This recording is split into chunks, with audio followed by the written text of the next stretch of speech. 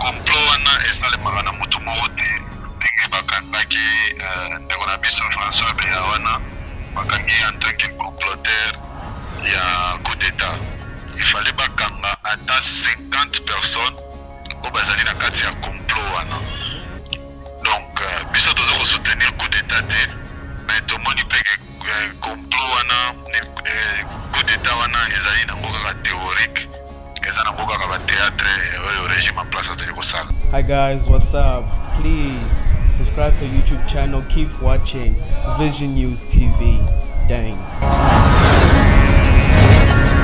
Please keep watching Vision News TV and don't forget to subscribe. Eloko liboso oyo asalaki ke oyo biso nyonso tokamwaki ezalaki ntango akendaki Londres ake kopesa officiellement nationalité congolaise na banyamulenge oyo tozali kodute na nationalité na bango en tant que bacongolais. Yake kopesa bango banationalité ya collective.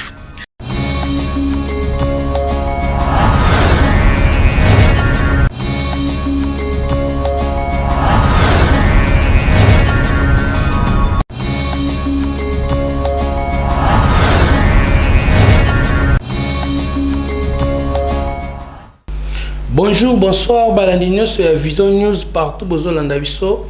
C'est moi, votre Daddy Mananika.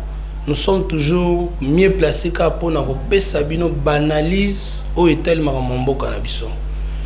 Normalement, tous awa poto lobela mboka to la musa conscience ya batu nyonso oyo baza partout ba comprendre que mboka na biso to kotika yango boité il faut to la muka na conscience. Mais avant na kende nazali ko pesa mbote na ngai na coordonnateur ya chaîne ya Vision News à partir ya France Ediga Mokonzi na pesi cameraman oyo na sima Bernard Pro oyo atali mambo ya ba bilili makambo ya Vision News.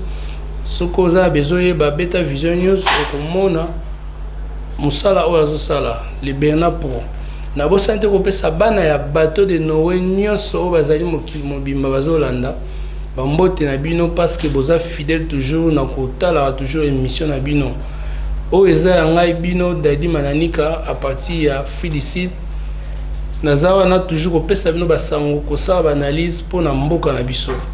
Lelo toye liboso na bino awa ko pesa bino susu moi analyse moko to salango ensemble ngai na bino to meka ko raisonner pour na makambo etali mboka na biso. Lelo tozali na information zo le kaibele partout tozoyoka ndeni bazali kolobela makambo ya coup d'état ya président de la République Fati Beton o azan exercice. Bandeko lelo photo yeba mutu azali na mutu ya mboka azali mwana ya mboka oto bengi congolais. Lelo soki coup d'état esalemi par ya Congo ezawapi. Lelo kotoye lelo to meka ko raisonner ensemble. To raisonner ensemble ngai na bino to meka ko sala ba analyse pour to comprendre que tozo kota na ba distraction belé tozo kende na ba problème oyo peut-être ezo mema biso na bobungi ole tozo sa ba conscience na biso to za lesika mo to ba ndeni to ko raisonner pour to sauver mboka na biso na place ezali parce que bato ba ko sala ke ba bunda pona mboka ezali kaka biso peuple congolais soki tozali lelo na barankine ba oyo bazali na ba parti politique boye ba o bazali na opposition mais tozo za temps ko réfléchir te poto ba ke avant ba parti politique wana ezana no Congo eza mboka na biso Congo na kozonga pona poser sous question lelo soki Fati azui assassinat exemple tozo pesa soki lelo ba assassiner Congo ekozala wapi to kozonga kaka na situation oyo ya Joseph Kabila tango ya ikobimela biso parce que ba politicien na biso ya Congo ba kokaka jamais kozo autorité ata coup d'état salemi même ba militaire na biso po bazwa le devant bazela toujours à libanda et ya kopesa bango ordre sikoyo soki lelo azali te tokokende wapi parce que tozolo ba coup d'état tozola kobeta masolo nyonso ba o baloba yango te ba o baloba yango mais sikoyo par ya Congo tozokende nango wapi tozotia yango wapi lelo soki coup d'état Congo eza wapi, Congo ekokende wapi. Dans la place où toujours se distraire en tant que ba congolais. Yango tango nyonso tokobanda leka awa pona kolamusa toujours conscience ya bana Congo, conscience ya peuple congolais, parce que génération ya bana na biso bazoya ba comprendre que mboka na biso eza mboka na biso. Soki biso lelo tozo kota na distraction ya comprendre que mboka wana il faut to sala effort to sangana pour être to bimana potopoto oyo lobito e bandeni to tika mboka na maboko ya bana na biso. Na ko sepela na Vision News, parce que Vision News eza place oyo pesa kaka vérité. Vision News eza place oyo pesa ba information oyo ofandi o comprendre moni que non, Vision News ezo pesa kaka ba information vrai. Vision News ezo sala ba analyse bien awa, parce que tous à la branche to comprendre que Congo eza mboka na biso. Bandeko tokanisa pona Congo ensemble, totika distraction, totika mtema mabe, totika ba haine, parce que lelo Congo c'est impossible pour ezala na division. Congo c'est impossible to kabwana. Nazasir ndenge bolanda nga ndenge nazoloba liboso na bino boyebi ke eza pasi Congo lelo to kabwana, même peuple wana ikabwana ezali pasi mindele basali nyoso bamoni ke bakomi na suka, mais biso moto za conscience po lelo na kati ya ndako ndengo za wana oza na mwasi oyo aza ekolo mususu, oza na mobali aza ekolo mususu, lelo soki bokabwani bokata bana wana bien bokosala nini, c'est impossible. Donc tout luka to zong sa conscience na biso en tant que peuple oyo aza na souci ya mboka na ye.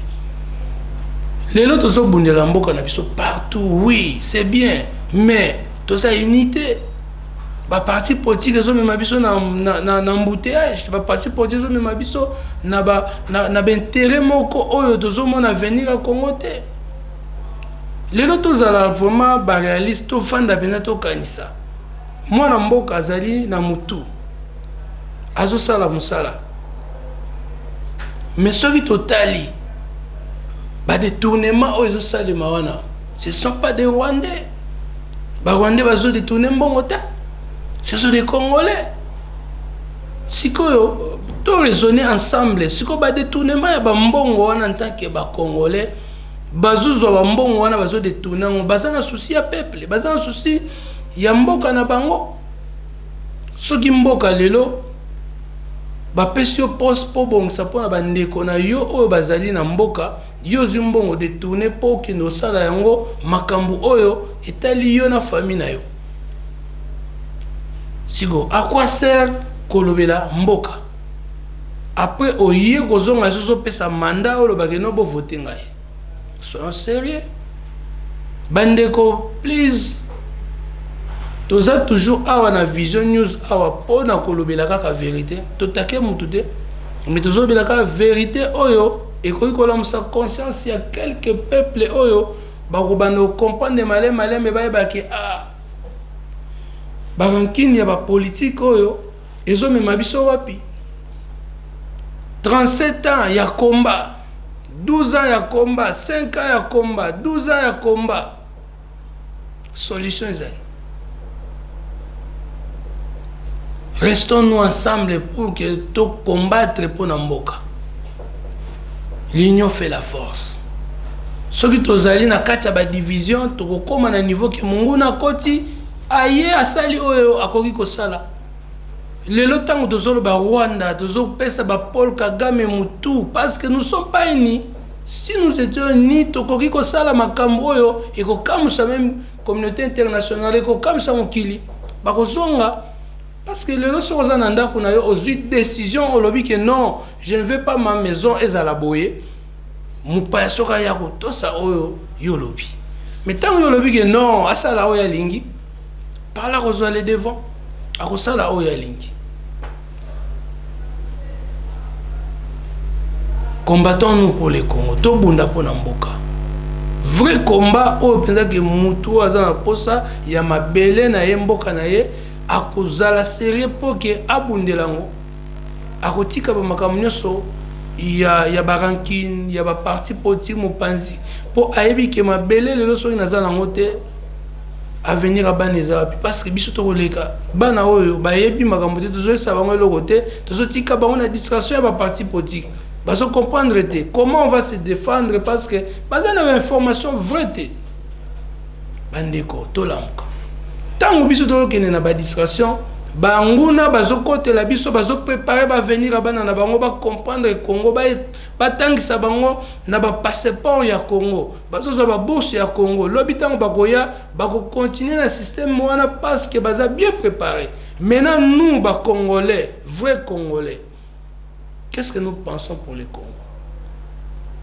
Yango tozoya toujours kolam sa conscience ya peuple congolais pour que tu comprendre comment nous allons se réunir, comment nous allons amener combat ya Congo et kende liboso pe ezo elonga. C'est pas que tout sangani to komi ko panzana to komi ko kende liboso ole to koma na objectif mais to komi ko panzana to komi ko welela oya kebo vraiment to tika makambo yo to zongisa ba conscience na biso en tant que bateau, en tant que ba citoyen congolais, en tant que bateau yo pas bateau nazo ba ki o to mema basa non sagesse na pardon intellectuel na biso to tiango na mupanzi mais to mema conscience na biso en tant que peuple congolais tozo kola avenir à Congo tozo tika wapi lelo tozo mona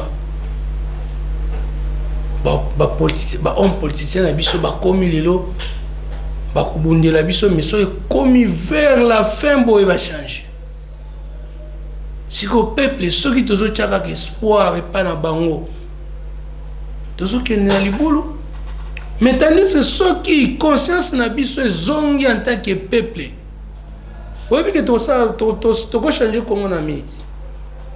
Boyebi que to comme ça Congo na biso to memi solution na minute, parce que ceux qui sont allés unis, l'union fait la force. Nakoumela te nalingi nazwa ndeko moko ameka kopesa biso pe mwa likanisi na ye parce que makanisi ya bato nyonso so ekomi kokota esika moko ekobimisela biso force. Nous avons besoin de la force parce que la force c'est ça qui fait que tout réussit na babitumba na biso. Restons toujours branchés na Vision News. Oyo nana s'abonner te o s'abonner parce que partager peu vidéo oyo partager émission oyo parce que nous avons besoin ya kolamu sa conscience ya congolais zonga na ki congolais tika sentiment congolais tika koinana congolais tika barankine zo mema biso to kende musika te poto comprendre que Congo eza wapi to zonga bo moko poto sala na force ya ko simba Congo na biso. Toko yamba invité na biso oyo à partir à Johannesburg ako meka ko pesa biso pe moi ba idée oyo ya zanango parce que nous avons besoin toujours ya vérité na Vision News. Vision News est une chaîne oyo ils ont tellement monde mobimba partout. To ça na posa ya ko mimela rabino kaka bosolo pe na ko za na posa ya ba commentaire na bino parce que ba commentaire na bino iko sala ke tozala fort to ba nini ya ko développer lisusu tozala posa ya injure te tozala posa ya ba commentaire oyo eza pona mboka Congo et ozana posa pe o contacter biso benga na ba numéro ezoleka awa à partir de France au Betty Vision News okomona Edgar Mokonzi à partir de d'ici soko Betty tokoyamba yo à partir de musika okosala ba analyse na yo. Vision News eza pona mutu nyonso awa toza pona mutu nyonso ozala na pouvoir ozala na opposition ozala nationaliste yaka pesa ba ide na yo to ko recevoir yo to yambana ndeko oyo à partir ya Johannesburg akoki ko pesa biso mwa makanisi oyo ya bongisi pona mboka Congo. En attendant, tozo yambaye, beau s'abonner, beau partager. Yes alors. Yes alors.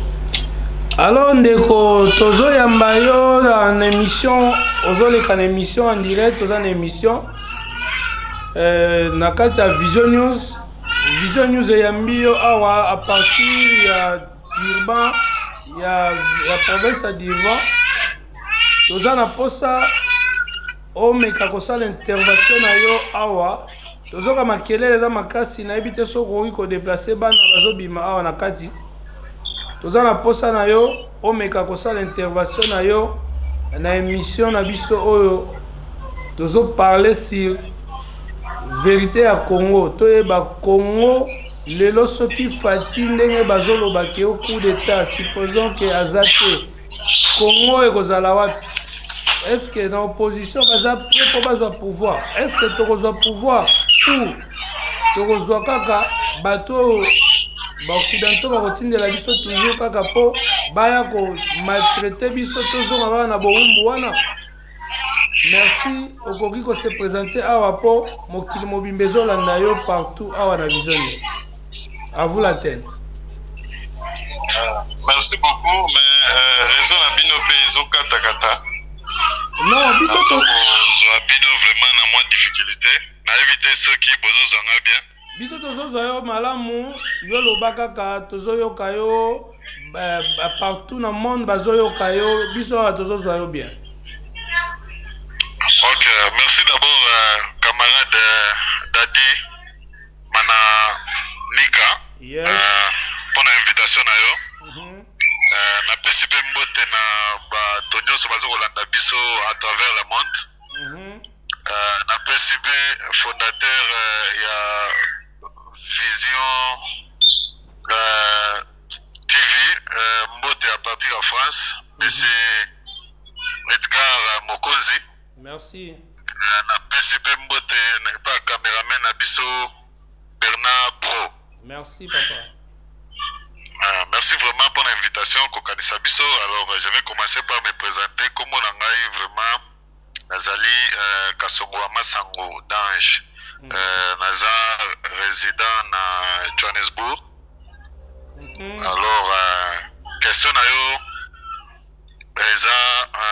un peu pertinente. Otuni soki coup d'état salemi na Congo soki au profiter nani soki au profiter peuple congolais soki au profiter na ba ennemi ya mboka na biso. C'est ça papa. Ok, bon, pour répondre à ta question na koloba ke biso naza secrétaire ya SID awa na Afrique du Sud. Donc toza na opposition. Ok, merci vraiment. Toza kosala opposition pacifique. Donc en aucun moment tokoki ko soutenir coup d'état. Donc nous faisons une liste démocratique. Tokoki ko soutenir coup d'état. Maintenant ce qui coup d'état on a bien, ce qui est mabe, biso tolobi coup d'état ezali mabe. Mais ne vous en faites pas parce que coup d'état ezali au babengaka complot contre un régime pour renverser le régime wana. Complot wana esalemaka na mutu moko te ndenge bakangaki ndeko na biso François Beya wana bakangi en tant que comploteur ya coup d'état. Il fallait bakanga ata 50 personnes au bazali na kati ya complot wana. Donc biso tozo soutenir coup d'état te, mais to moni pe complot wana coup d'état wana ezali na ngoka ka théorique, ezali na ngoka ka ba théâtre au régime en place azali kosala. Malobeze pa na yo totiki yo tozolanda yo partout bazolanda yo bana bato de Noé bazolanda mokili mobimba yo ozwaka na maloba. Donc c'est un peu ça ndenge moko pe bomonaki ba théâtre osalemaki na entre Fachi na Kabund. Tilelo esuka na nzela Kabund a démissionné te azo continuer kozwa mbongo ya l'État ndenge moko pe na makambo ya ba nini ya ba coup d'état wana. Donc peuple il fallait se préparer pour la élection pour na mokonzi oyo ako sepela nae démocratiquement. Donc biso toko soutenir jamais coup d'état en aucun jour. Donc pour la question na ya liboso eloko na koki koloba yango wana Ok, merci vraiment papa tozolanda yo mais tozolandisa yo susu question mosusu awa. Normalement est-ce que okoki kotangela biso ata 4 réalisations kaka oyo ya président en action Fachi Beton banda ya mandat na ye ti tozokende oyo déjà asi a réalisé pour na peuple na ye oyo moni ke nayebi koza na opposition mais soit quand même réaliste parce que tosunga conscience ya peuple congolais ba comprendre parce que question oyo na koluka soupe mutu ya parti à pouvoir na meka opposer question wana soka ko répondre nga à vous l'antenne. Merci beaucoup cher Dadi Manikana. Dadi Mananika. Mananika. Yes. Dadi Mananika. Merci beaucoup pour la question na yo. Otulinga soki na yebi moi 4 réalisations ya Fachi banda koti na pouvoir. Na koloba ke ba réalisation ebele oyo nga na moi Fachi asali. Et bénéficier plus na ba ennemi ya mboka ke bana ya mboka oyo biso tozali. Donc première réalisation oyo bato batutelaki tolo mingi ezalaki projet à 100 jours. Mais réalisation nango ezali zéro tomoni ba procès landani ba mbongo ebungi tomoni kaka oui saut de mouton oyo atonga na Kisasa wana alors que ce projet à 100 jours wana nandenge tomonaki yango sur papier soki arealizaki yango ingai RPC bien mais arealize yango te bambongo bato bayibi yango bakamere bayibi bajamal bamasao bato nyonso bayibi mbongo wana donc oya réalisation oyo ezali raté epa na ye eza yango wana donc soki abetaka yango bien engai eza lokola fondation ya pouvoir na ye ya 5 ans oyo azwaki pa Kabila mais sikoyo lokola esimbaki te déjà donc ezalaki fondation ya mabe eloko malamu oyo pe na ainisiaki ke biso nyonso tokanisaki ke kokosala ye mwa bien ezalaki gratuité ya enseignement. Gratuité ya enseignement wana pe tozomona ndenge opesa fo baprofesseur baza no paye bana baotanga na bacondition ya bien te donc baekole misusu ti lelo bana baza kofuta donc wana pe kote kuna pe soki esimbaka enge epesa ye bien mais esimbi te donc eza nango pe échec. Sikoyo nayebisaki yo na ebandeli ke baréalisation na ye ebele e profite plus na baennemi ya mboka na biso. Eloko ya liboso oyo asalaki ke oyo biso nyonso tokamwaki ezalaki ntango akendaki Londres ake kopesa officiellement nationalité congolaise na banyamulenge oyo tozali kodute na nationalité na bango en tant que bacongolais yaki kopesa bango banationalité ya collective nationalité biso tofandi na bamboka mipaya opozwa nationalité il faut osala papier farde yo moko okomi lettre de motivation oki kodepose yango na ministère ya affaires intérieures baétudie dossier na yo soki bandimi ozala citoyen ya mboka wana nde bakobenga yo osali mpe interview bapose yo baquestion soki bandimi nde okomi sikoyo nani ozwi nationalité ya mboka wana mais ye Fachi ake kopesaka publiquement ke banyamulenge nyonso baza bacongolais na oyo baza kouta Rwanda lelo bango to bazaka bacongolais to ça ne se passe pas comme ça anga sala bongo te eloko mpe ya mibale oyo biso toregretaki mingi ezali koplanchir bagénocidaire blanchir bagénocidaire bato basali génocide pendant plus de 30 presque 30 ans na Congo na biso yake kolobake non bamort nyonso esalema na Congo ezali badégâts collatéraux ya baconflit interne ya bana mboka mais biso toyebi ke mboka na biso ezalaki agressé eza agressé ti lelo na bamboka misusu oyo bavoisin na biso oyo tobengi tokoko kobomba bango te ezali Rwanda Burundi na Uganda bato baagresaka mingi biso banda soki 3 décennies oyo toza nango eloko lisusu oyo réalisation misusu asali ezali koaccorde bacontrat minier na gouvernement ya Kagame gouvernement ya Rwanda oyo ya agressé biso ba année ebele sikoyo asali apesi bango sikoyo fait vert babanda siko koexploiter mboka na biso siko légalement biso tobanda komona ke Rwanda azali kopie baressource na biso siko lokola bango apesi bango siko contrat ezali lokola a facilité bango basiko babanda kopie mboka na biso légalement contrat wana elekaki na parlement na biso te il fallait ba étudier ba avantage ya mboka na biso ezali wapi et puis usine ya raffinerie ya or oyo bango batongaki na nini na Rwanda wana ba ekutaki kaka 5 millions pamba est-ce que biso na Congo mobimba toza na mwa budget ya 4 milliards bakoki kolongola ta mwa 5 millions te basala mwa usine ya raffinerie wana na Congo epesa pe misala na bana mboka donc wana lisusu réalisation ya ye mais ezali échec mpona Congo na biso réalisation na ye mosusu oyo nakoki koajute wana ezali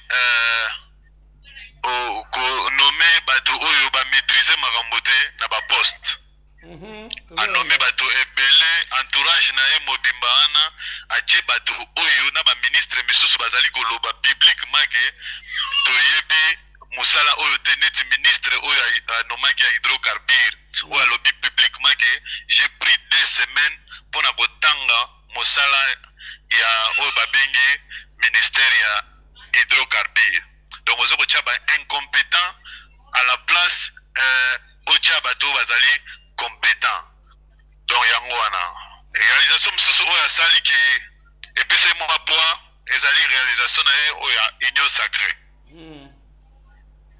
bato bakanisaki ke akoki kosala yango te mais asali yango epesi mwa bien mais biso tozali badémocrate asali yango na corruption asali yango na transhumance asali yango na ba achat de conscience vous comprenez nena so observe donc ba achat de conscience wana achat de conscience wana nde mutu esali ke makambo na ye oyo asali malgré ezali bien mpo na ye mais lokola asali yango na moyibi biso badémocrate tokoki kondima biloko ya moyibi wana te donc yango wana soki aorganizaka élection ya sika eke badepute wana oyo bazalaki ya kabila kala vote bango epai ya peuple baya kosala sikoyo union sacrée ainga esala bien ke osomba badepute avec des $1000 des $13000 des jeep ndenge asalaki yango wana ezali corruption ezali kohonore mboka na biso moko te e bato bakanisaki ke ezali mpona koaffaiblir kabila mais par contre kabila comme lisusu plus fort makasi par rapport na ndenge azalaki kala alors donc c'est un peu ça baréalisation na ye oyo nga nakoki kotanga yango wana alors soki faci alingi asirattrape na bamakambo nyonso oyo na yebiso esala yo il faut asalisa mboka asunga biso vraiment aselibere mpe ye moko atika peuple apona mokonzi na ye oyo ye alingi mais ndenge azali kotia bato na ye na cour constitutionnelle ndenge azali kotia bato na ye na seni tokokontinue toujours na souffrance tokokontinue toujours na pasi baélection esalemi soki 3 cycle oyo euti oleka oyo changement ezali te parce que mutu oyo peuple azali kovote ye nde aza kopola donc ondire toza kosala baélection ya qui perd gagne mutu aperdre élection nde akozala nini nommé akozala proclamé président ezali mabe na démocratie bazwaka volonté ya peuple nde batiaka liboso et puis balobi la voix du peuple c'est la voix de Dieu soki peuple aponi moto ezali nzambe moto aponi moto et puis akosala oyo peuple asengaki parce que akozala oyo babengi na anglais accountable donc tokobenga ngo na français akozala redevable par rapport à la population parce que akomona ke pouvoir oyo nazwi euti na peuple soki nasaleli peuple te akoya kobotola pouvoir oyo mais tant que baprésident na biso bazali nommé de l'extérieur akobanda kosala mpona intérêt ya bato oyo banomaki ye wana alors eloko nako kosenga na faci mpona journée ya lelo en tout cas soki bato na ye bakolanda nini émission oyo bayebisa ye kaka aorganizele biso baélection ya bien oyo peuple ye moko akopona mokonzi oyo alingi epuis soki peuple anome soki bakovote ye problème eza te biso tokoloba te ke Faci aza impopulaire na Congo wana aza na bato te soki peuple amoni ke Faci asali bien ke bavote ye bapesi ye pouvoir wana problème te mais soki bavote mosusu atia kaka motu mosusu wana atika koforce makambo azosala wana na seni na cour constitutionnelle ezali mabe makasi parce que akozala toujours esclave ya bato oyo batiaki ye wana lokola rêve na ye ezalaki akoma président akomi mpe président se retrouve mpe akomi osomba mpe bakare ya bien tomoni mpe awa asombi mpe kare moko ya 3 bine esepelisi biso toseki mpe lisusu mais osalisali barêve na yo osombi mwa bandako na yo tika sikoyo mboka ezala dirige na bato bazali compétent bato oyo bazali na makoki na volonté na patriotisme na kati na bango okoki kotiela biso bato lokola bakamere te okoki kotiela biso bato bazali baza wana kaka mpona koyiba mbongo lokola bamboso wana bato wana nyonso na babaati wana bazosala mingi mpona baintere na bango personnel. Merci. Eza na question acceptable. Donc ce qui moni ba vidéo kondima te ke no bana bazali kotanga donc ba condition moko okondima te ba ezate ba créer ezate donc nzele ezate mais bana bazali kofanda ti na mabaya pona kaka batanga mais $40,000 okoki kotonga ngo ata mwa des classes pona bana oyo ata ya village moko boye okoki kolesa pe famille ebele oyo bavivraka na moins de $1 le jour. Donc biso tolobi te akoki kosomba motuka takoki kosomba motuka na ye mais il faut asala ngo sikoyo na tango ke pays ezali bien.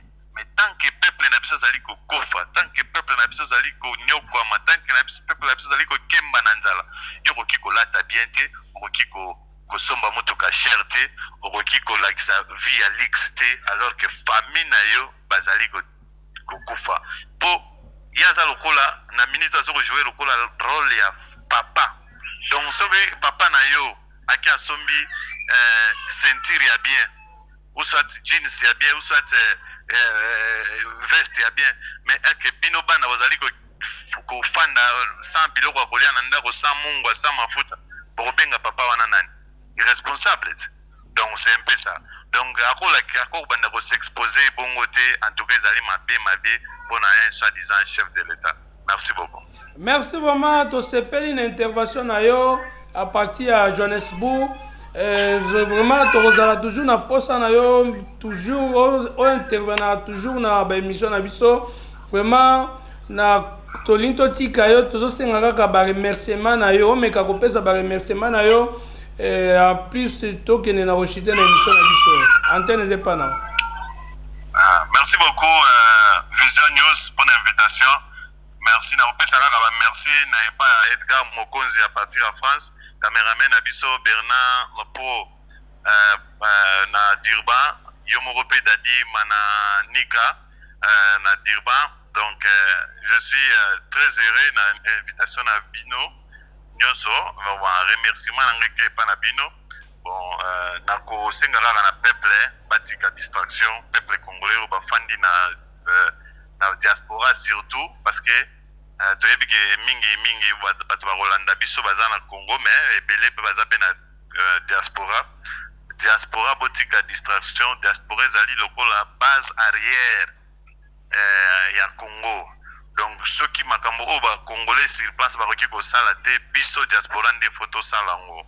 Donc il faut to sangana totika ba division ya buzoba botika ba distraction ba bidamba bakwiti basi biloko wana ekoki kosunga biso te to libérer Congo na biso sana ba potentiel ebele po yeba ke Congo eza na ba potentiel ebele fo fanda libanda ko biso to fandi libanda to moni to mona siko Congo na libanda to mona ke Congo eza na ba potentiel ebele eloko ezangi biso kaka leadership.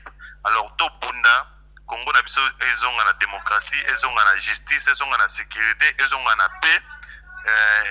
Ce qui te zui wana ndesko tokozongela ba makambo na biso ya ba muziki, makambo na biso ba théâtre, makambo na biso ya bilamba, mais tant que mboka na biso ezali na pasi, en tout cas to sungana to ça l'effort. Na kopesa ka exemple à moke avant nazongisa yo parole napesa un exemple ya Israël banda koexiste te bana Israël bakomaka na bango baréfugie misusu na baallemagne misusu na baafrike misusu donc Israël banda koexiste te mais diaspora ya Israël moto esalaki ke Israël banda koexiste lelo diaspora ya Israël bafandaki balobi te ndenge nini biso toza na mboka te alors que tozalaki na mabele na biso oyo Nzambe apesaki biso mais wana déjà bazalaki baréfugie mais basi reconstituer basali mwa force basali lobinge na bamboka minene lokola ba États-Unis allez États-Unis asungi bango lelo omoni Israël comme koexiste na map motayebi soki azwi avion eki Israël pa komi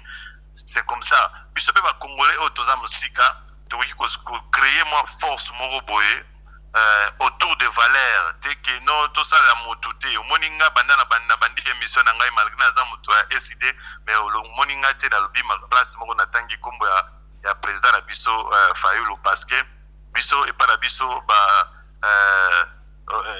biloko ba bengi ba kilt des individus tout ça la ngote tozo bundela mboka tozo bundela mutu moko te alors ba congolais au baza libanda surtout au baza na Afrique du Sud ba ko contacter biso tozali na Facebook to ba bingi SID Afrique du Sud tozapela la muka Afrique du Sud ba ko contacter biso et puis à travers PEO ba misusu pe ba roki ko benga yo ba contacter pe biso pona to sangana to chamaele ensemble totala eloko nini biso na niveau ya Afrique du Sud tokoki ko pesa pona ko sunga mboka na biso oyo zoko leka na ma situation moko oyo mboka mboka mobimbe kama makambo eleka na Congo wana génocide kaka biso malnutrition kaka biso insécurité kaka biso chômage kaka biso tribalisme kaka biso donc ba makambo ezebele na Congo wana soki tosangani biso bana diaspora tokoki kosala mwa force moko boye tobandi kotinda ba message na biso tokoki kotinda ba rapport na biso ezala stratégique to financier pona ko soutenir bato baza kosala changement pona nini sur place wana na Congo ti komona ke mboka na biso ko changer mais pona ba congolais oyo misusu oyo bazalaka baza ba inkipa oyo batika makambo ya politique oyo bosala makambo ya Congo bakoma na bango ba américain ba sud africain ba français na ebite soki wa bazali kosala erreur moko makasi okoki ko abandonner mboka na yo te ato lié ato tondi ato lati okoki ko bosana place otite donc ba congolais oyo ba bosana Congo en tout cas il faut bazongi ça va décision wana ezali décision moko mabe makasi ezali malédiction yo mwana mboko ezali komona mboka na ezali kokufa bato bazali kokemba bato bazali bazozanga eloko kolia bazozanga eloko kolata yo ofandi bino na France ofandi bino na Johannesburg ozali kolia chaque jour mais okobosa na teke famille na yo pe kuna batamsu bazali baliaki te tamsu papa na yo alalaki bien te tamsu bandeko na yo bazokoboma bango ndenge tomonaka na ba video ezali mabe makasi Congo na biso wana ezali lokola un corps soki loboko ezana capacité à kosalisa lokolo fo esalisa ngokoki kotika teke no eza parti mosusu te soki est bato bafo ba sauver Congo ezali bato ya sud ezali bato ya ouest il faut ne ba sauver est ya Congo est eza na besoin na biso nyonso koloba teke no ngana na mwana kini koloba teke ngana na mwana Kasai koloba teke ngana na mwana Mbandaka Bandundu Katanga makambo wana etali ngai te etali yo en tant que mwana Congo il faut toza patriotisme na kati ya mitu na biso tosunga mboka na biso wana ezali héritage il y a eu des morts pona tozo indépendance il y a eu beaucoup de morts Léopold a boma soki ba 10 millions de morts aleka na Hitler Adolphe mais balobela ngote mais lelo tozo indépendance mais mboka wana lelo ezali wapi est-ce que bato bazali ko enjoy bato bazali ko sepela na indépendance wana eloko moko te mais c'est possible pourquoi na lobi ezali possible pourquoi biso na SID to lobaka c'est encore possible c'est encore possible parce que tozali na ba potentiel musée ne t'en fais pas Congo la biso zali na ba richesse belé ceux qui ba richesse wana bandi ko profiter na population ezali kaka une année à pamba au monde Congo échanger na opesa bino exemple muke Laurent Désiré Kabila asalaki na combien des ans pona Congo échanger inane kaka bato babandi kolia bato mso bandi kosepela bato bandi ko bossa na pasi nyonso bamonaki na temps Mobutu. Donc eloko na oki koloba ya suka yango wana vraiment merci na bana nyonso o bakolanda Vision News oyo merci vraiment ceux qui contacter biso bakokolega pe pa na yo et puis contacter biso pe sur Facebook tozali SID Afrique du Sud. Merci beaucoup. Merci vraiment na intervention na nyonso bana bateau de Noé balandi presque partout dans le monde. Ba branche nyonso ya Vision News bazolanda yo vraiment sango se komi to sepeli vraiment ndenge o permettre biso vraiment mukolo lelo vraiment nzamba zala na yo perso zali to continuer toujours ko luka yo pona ba intervention aboye vraiment wana za mutu ya SID oyo azali na opposition ceux qui na résistance donc à cette intervention normale en tant que Congolais. Si que Vision News est un parti pris que au parti à pouvoir, parti à opposition. Non. Vision News est un bon à nouvelle. Oyo, ils ont les canambos en plus. Tous en a pour ça la vérité. Et c'est une émission oyo. Tous en minga comme ça conseille ce peuple congolais parce que toi y baguetto zonga na bomoto totika mabelete mabele batika la ngo mutute. Jamais place au fandi en Afrique du Sud, au fandi en Europe, en Amérique, partout où ils allaient, au Kansas, qui ont des mabélés non non, ils appellent à la colonne. Ce qu'il y a biso mabélé, tous autres qui ont banane, tous autres kima. Bande roto zonga, poto e bande nini, togolité pour na mabélé mboka na biso. Tous autres qui ont na Washington na émission na biso, bande ko nyos balandi biso, oti ki langa ba commentaire na bino. Poto ye baneni ni tokoki komema susu ba idée belé pote to ye baneni ni kosangisa congolais to bima na barankine to bima na ba distraction surtout diaspora bolani de intervention de konabiso ameki ko pesa bino comme bela ke botika distraction bo sangana bo bima na ba polémique ya pamba parce que mabele na biso tokoki kotika yango te photos ala wana pona mabele na biso bandeko please toujours senga na bino ba commentaire na bino ko sala bien parce que émission oyo tozaka kapona ko lobe la vérité ko lamsa conscience ya peuple congolais parce que distraction e koti mingi to kota na barankine to kota na ba problème oyo munguna azozwa temps ya ko sala poete azwa mabele na biso ayiba ba richesse na biso vraiment na bobo sanate ko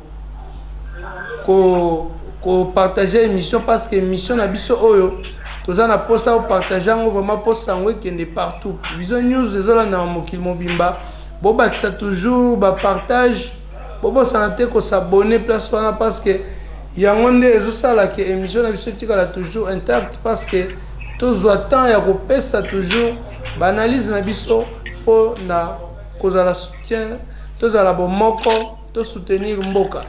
Merci na bandeko nyonso bazita kolanda biso. Merci na bandeko nyonso oyo bazu espace oyo lelo pour partager émission na bino to komi na kochite na émission na biso ba remerciement na ngai na bandeko nyonso ya bateau de Noé na bosani te ko pesa mettre Tchura Moma le père de 5 awa pe dozana le père de 4 na ucho pesa père de 4 maman ya bana 4 bambote no ngwana nzamba zala na yo ko baka ko batela bana wana parce que bango baza venir ya Congo to bosani te ko pesa sous coordonnateur na biso Ediga Mokonzi ya parti ya France yene mutazo coordonner chaîne monene o ya Vision News donc tozali ko senga na ye vraiment nzambe azala na ye parce que azali ko kamba Vision News na ba idée aboye vraiment to ko pesa ye toujours longonia nzamba visiter merci na ba o nyonso bazita na bango